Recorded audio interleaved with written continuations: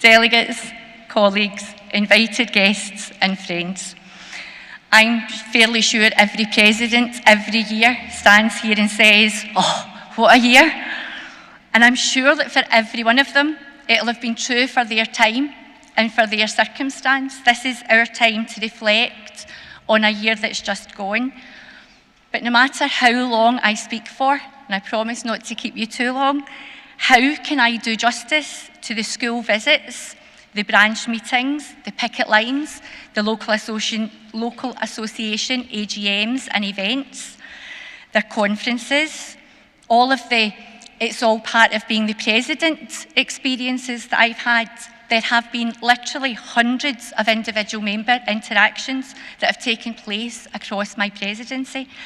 From interactions with members who really don't want to rock the boat, to interactions with members who would rock the boat so hard that the boat sinks, because then we get to build a bigger and a better boat. I've had the privilege of travelling around the country, listening to, collaborating with, sometimes challenging, the notions, ideas and preconceptions of our members from early years through to further and higher education. No matter how long I speak this afternoon, how can I do justice to the national stakeholder engagements that take place across a year? It's another big list. Education spokespeople, parents groups, SQA, GTCS, Education Scotland, National Union of Students, initial teacher education groups, early years working groups, work with STUC colleagues, parliamentary events, political party fringes, meetings with the Cabinet Secretary and government officials. I'm going to come back to the Cabinet Secretary and the government officials and try and do that justice. And how can I possibly do justice to the work that Paul has alluded to, the UK-wide and international work of the EIS across this year, at TUC Congress in September, and then the special Congress where we agreed to fight as a movement the Tories' anti-worker minimum service levels in the strike bill. We followed that with a march through Cheltenham. It wasn't Chelmsford. That's where I told everyone I was going. If I told you it was Chelmsford, I'm really sorry. We have the fraternal collegiality of our sister trade unions in the UK and Ireland. The solidarity of ETUS in Europe. I'm not long back from a week in Sweden. I could stand here and talk for 3 hours just about that. I won't. Or the international solidarity work that we do with Education International. We've a delegation going to a World Congress in Argentina next month. Over 100 trade unions from around the globe will work as one movement for the advancement of workers' rights, of social justice, of equality and of equity for one and for all. The power of that, colleagues. Because while it's true that injury for one is injury to all, it should also hold that victory for one is victory for all. I can't possibly do all of that work justice, but I can give you my edited highlights. And thank goodness for the word edited in there, I hear you cry. There have been 2 main threads working through my year. Stand up for quality education, a multicoloured thread launched at last year's AGM. And it's been the slow burner that we knew it would be. Our original very ambitious plan was for around about 8 weeks on pupil behaviour, then additional support needs, and then workload. And absolute you said we did structure that was built on information we had from longitudinal surveys. And our pupil behaviour survey and the subsequent government commissioned Behaviour in Scottish Schools report justified our starting with pupil behaviour. And although we were right to be ambitious with that 8-week block plan, we were also right to listen to branches, reps and LA secretaries who told us they needed time and space built in to liaise with authorities around our recommendations. And we made recommendations at every level of the EIS, from national, local and school, so that every sphere of the EIS is working in partnership to address that issue. At every meeting I mentioned at the start of this speech, the words See, as part of the EIS's Stand Up for Quality Education campaign, we're asking, that has been our mantra. And the ask has been consistent. Resource, resource, resource. Education is the key to so many things, but without appropriate levels of targeted, ring-fenced, transparently allocated and spent funding, how can we possibly get it right for every child? We can't. So we will repeat that mantra ad nauseum until we can. The other, not unrelated thread that has spun through my presidency is purple, and it is EIS FELA written straight through it. The latest SEJ clearly lays out that FELA timeline, and I spent many mornings in September and October on FELA picket lines across the country as they fought for that 2022 pay award. And as always, my parting shot in a picket line, I hoped I would never see them again. But I have been back twice more on those picket lines as they escalated their action through rolling and now sustained targeted action. Colleges have been closed for 4 days a week for weeks. Shame on College Employers Scotland. They have allowed this action to get to this point, and at times have gloated that it's gone on this long. Shame on Graham Day, Minister for Further Education, who has been roundly missing in action. Day nothing, as we've been calling him.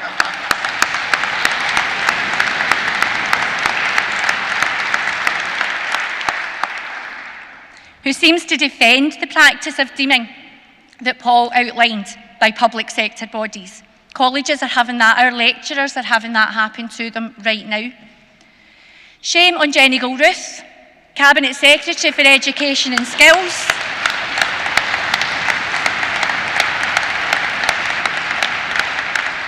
She oversees the further education sector in her portfolio. Shame on three successive First Ministers who've been at the helm through this dispute, who could have stepped in at any time and didn't. And shame on the Scottish Government, including the Green Party, for cutting the funding that was pledged to our college sector. If this new First Minister really wants to end child poverty, then he needs to get adults out of poverty too. Child poverty is complex, we know that. But colleges in particular help to give so many that opportunity to upskill or to reskill, to move on in or move into work. It helps them, it helps their family, and it helps our wider society.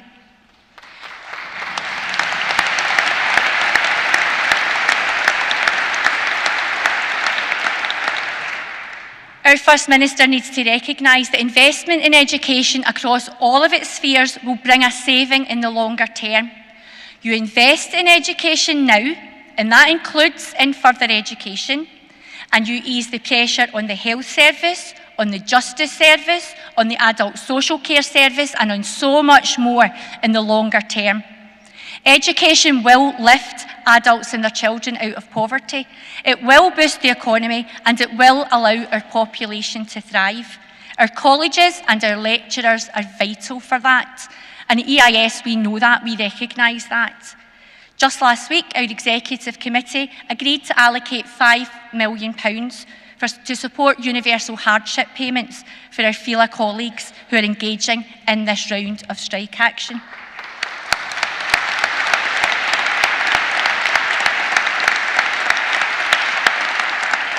Colleagues, that is what solidarity looks like.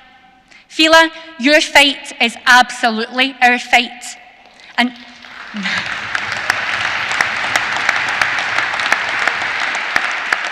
as your almost ex-president, I will still be on your picket lines, although I'd really rather not be.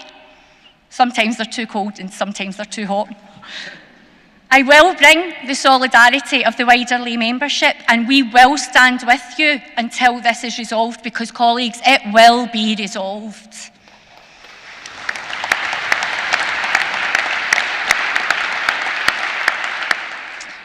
I'm going to give you a couple of my wee personal highlights from the year. Please indulge me. One of the huge privileges of being an office bearer is becoming a trustee of the Gwen Mayor Trust.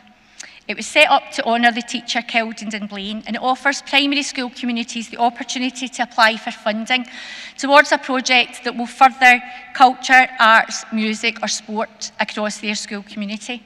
And we get a really eclectic mix of applications every year. And as the funding goes out and it gets spent, we get sent pictures and letters of thanks.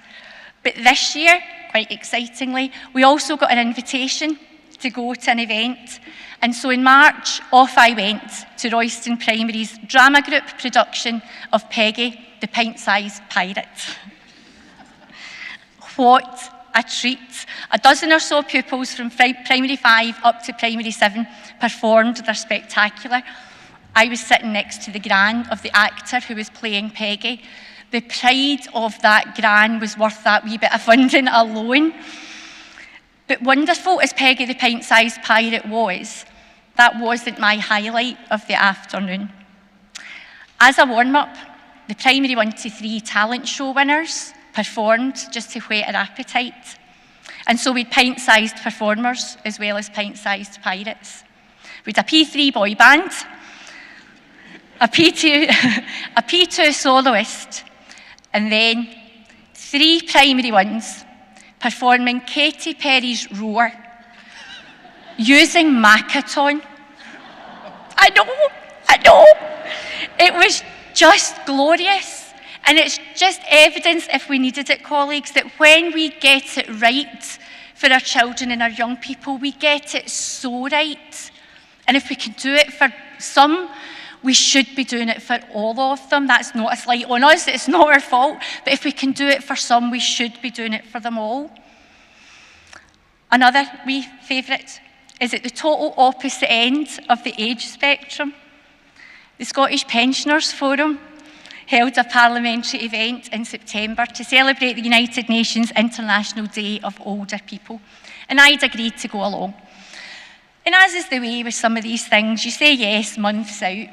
And as I get closer, I began to wonder why I'd said yes to an evening event that was through in Edinburgh in the middle of a week.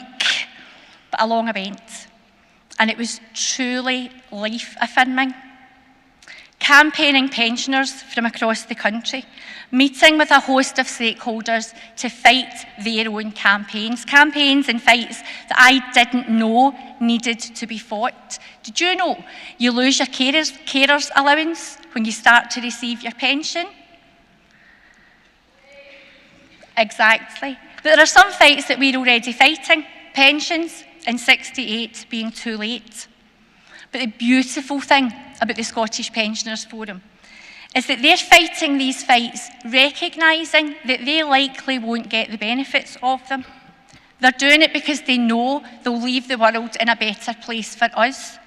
That clear vision, that selfless drive for social justice made my heart sing. They've got a stall at the back of the hall. Please go and visit Eileen and her team. I pure love the pensioners, they're amazing. And a very last highlight before I move on to the government, because I promised I'd come back to them. From East Renfrewshire's AGM, and I've permission from both of the colleagues that I'm about to talk about. Peter is East Ren's chair, and he was introducing me just before I spoke to the meeting. And he read a short, "This is your EIS life bio," much in the same way that I did for Paul. But then he said he was going to tell a personal story. That piqued my interest because I don't really know Peter, so I was all ears. And Peter had been at the council meeting in March, where to celebrate International Women's Day, a video of EIS women talking about being EIS women was shown. And part of my contribution was that as EIS women, we know that we stand on the shoulders of the women who've come before us, and that it's our job to lift as we climb, to support and encourage other women coming through the EIS. Those words resonated with Peter, and he very kindly shared that with his meeting, and I was really touched to hear that my words had had that impact. And I'm getting ready, as you do, getting my papers together to stand up and speak. But Peter wasn't finished. At a later part of that same council meeting, A motion asking the EIS to donate to medical aid for Palestinians had been brought and was being spoken to. One of the speakers supporting that motion was Jane, whose daughter had lived and worked in Gaza and who was still in contact with friends that she had there.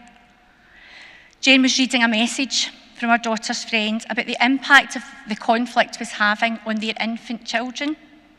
So Jane was, as you can imagine and understandably, finding it difficult to read. So I moved from where I was sitting chairing, and went to stand with her to hold her hand while she read the message. Jane handed me the phone. And so I did hold Jane's hand, but I read the message. And then we went back to our seats and others made sure she was okay. But for Peter, sitting in that council room, he had watched me live the words, "We lift as we climb." And it had made such an impact on him that he shared it again, not only with me, but with his membership.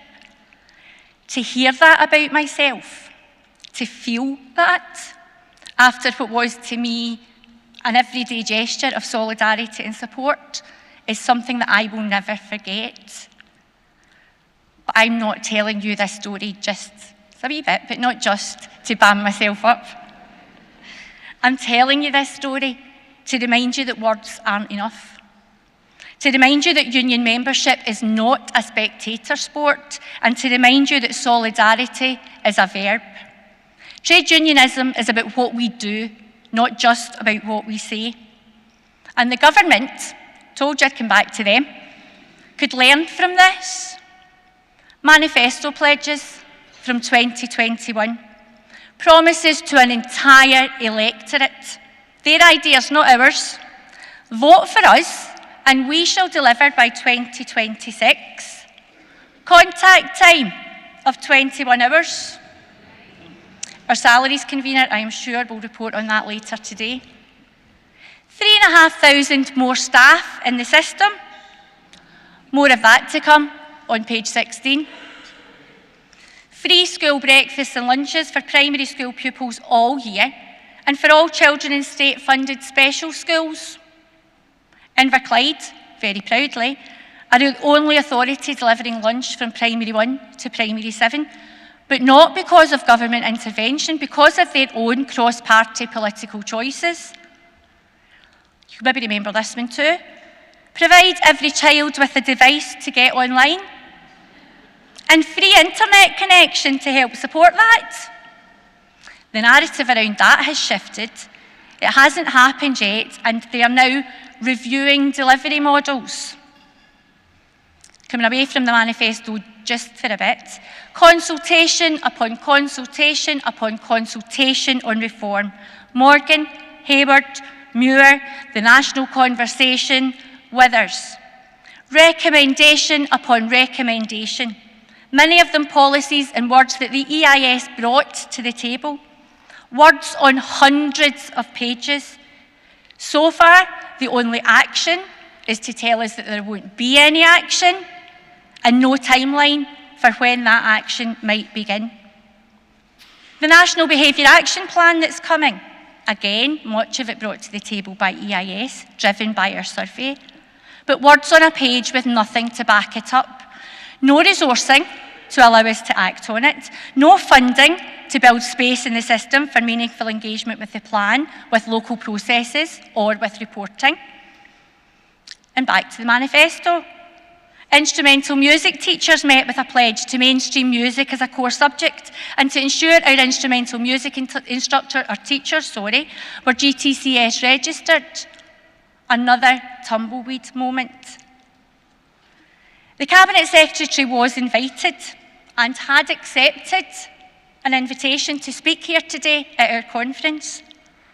Late last week, that plan was cancelled due to parliamentary process. Don't shoot the messenger. Around parliamentary process around the UK election.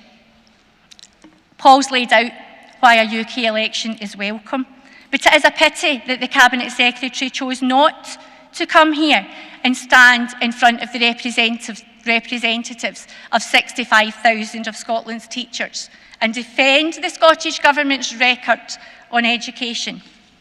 Because in 2021 we were told to judge the government on their record on education.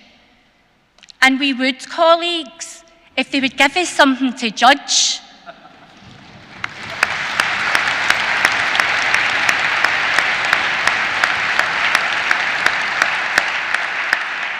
I suppose we now know that the Scottish Qualifications Authority is going to be called Qualifications Scotland, so, there's that.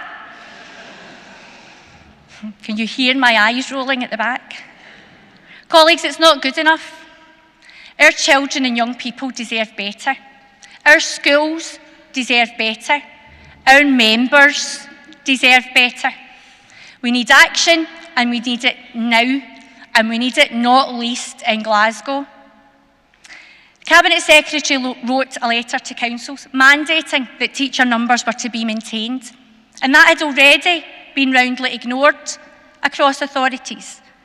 But last week, she sent an updated letter, and Ms Gilruth has stated in that a small reduction is okay. Small by what measure, colleagues? That statement would be found not competent by our Standing Orders Committee. It's vague. What is small? 2 teachers per school? 10 per cluster? 100 per authority, maybe? Glasgow City Council had already axed 125 jobs for this session. Another 172 have gone from August, and a further 278 are earmarked over the next 2 years. Is that small by the Cabinet Secretary's measure? 450 teachers, almost 10% of the Glasgow teaching workforce in 3 years, against a backdrop of 37% of our pupils with a recognised need. Support and third sector funding cut to the bone. Violence and aggression a daily occurrence in up to 82% of our workplaces. EIS Glasgow have quite rightly declared a dispute and are currently running a consultative ballot. And I am urging colleagues in Glasgow before Monday, please vote yes, yes, and send the message to the government and to COSLA that this is not acceptable.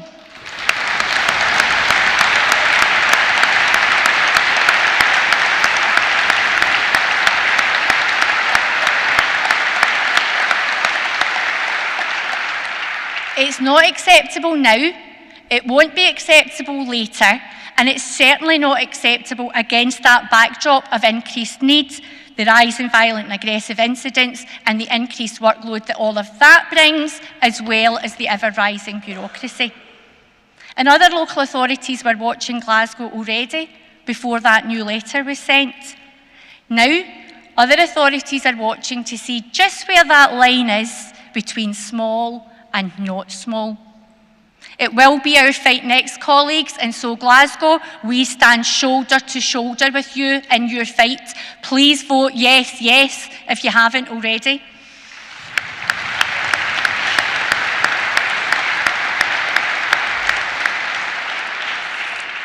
We're nearly there, I promise.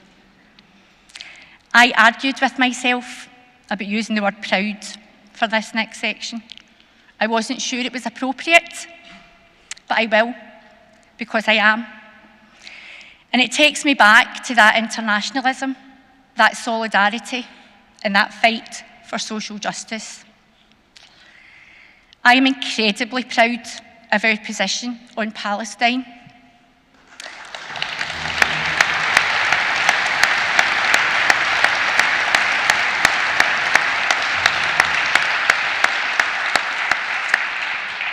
I'm proud of the statement that we issued in October. I'm proud of the representation we've had at demonstrations. I'm proud of the donations we've made to organisations working on the ground in Gaza, brought by motions from our members and supported by EIS Council. As a rule, the EIS doesn't make statements on world events between council meetings. But how could we not this time? In that October statement, we rightly condemned the October 7th attacks by Hamas, and we rightly condemned the disproportionate response that followed. But that response was disproportionate when we released our statement in mid-October. What we are seeing now, the decimation of infrastructure, attacks on homes and schools and hospitals, deliberate attacks on aid convoys, on refugee camps, with women and children accounting for over half of those killed, that goes beyond disproportionate.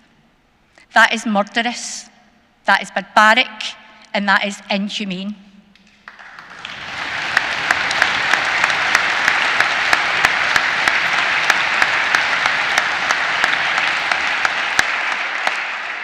We spoke out in October, and we have and will continue to speak out while these atrocities continue, and they do continue despite 2 International Court of Justice rulings.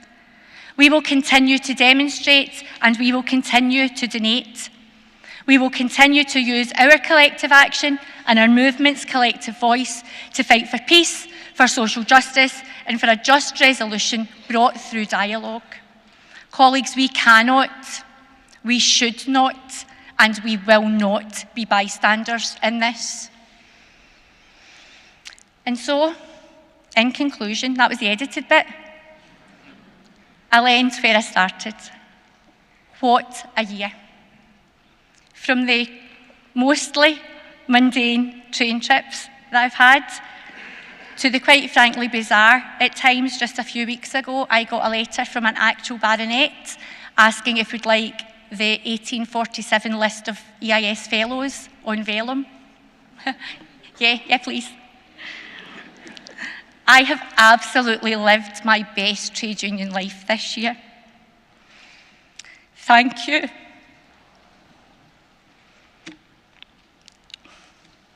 I nearly did it.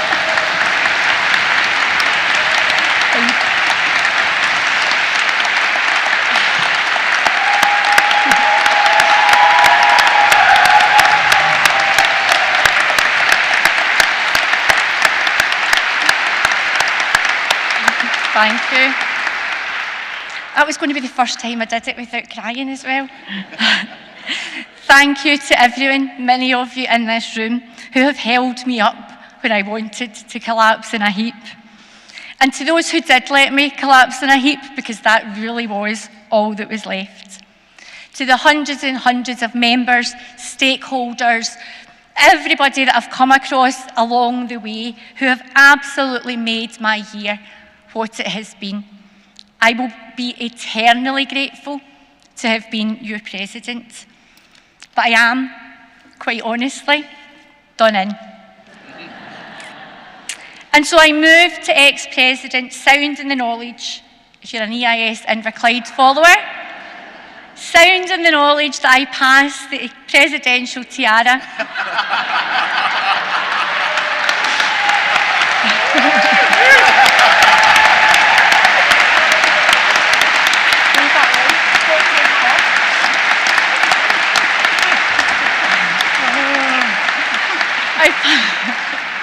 I pass the tiara into the more than capable hands of Alan, but I'm passing it on metaphorically because I'm keeping the tiara. And as I do make the move to ex-president college, please don't think I'm going to go gently into the good night. In the words and the actions of Primary 1 from Royston, you're going to hear me roar. Solidarity, colleagues.